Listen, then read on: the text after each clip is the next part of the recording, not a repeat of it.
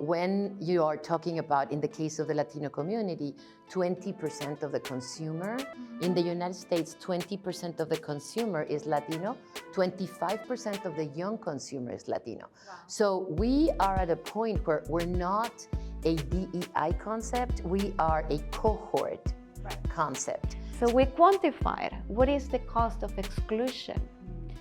And just in the US, it's over 5.5 trillion. Why? Because we actually measured who is being discriminated at commercial locations. And as Anna knows, it tends to be people who are undervalued as consumers. For whatever reason, Latinos didn't benefit with all this incredible movement of diversity in media. Until today, only 3% of the lead roles are Latinos, and half of them are negative. So you have the drug dealers and all these horrible things that are basically out there. And this gap, because of this lack of representation and because of this negative representation, when there is representation, there's a big misconception of who they are, and it's costing so much money. We always think about inclusive marketing or advertising as catering to a niche, to a small segment of society, to those who tend to be underrepresented or undervalued. And that is true.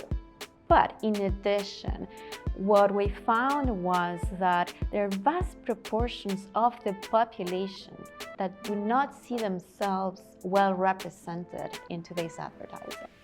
And this has to do with how people's identity is evolving.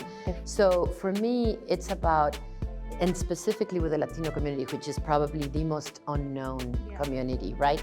We today see shows of representing all the spectrum of most of communities except the Latino community, and it's the one that grows the most.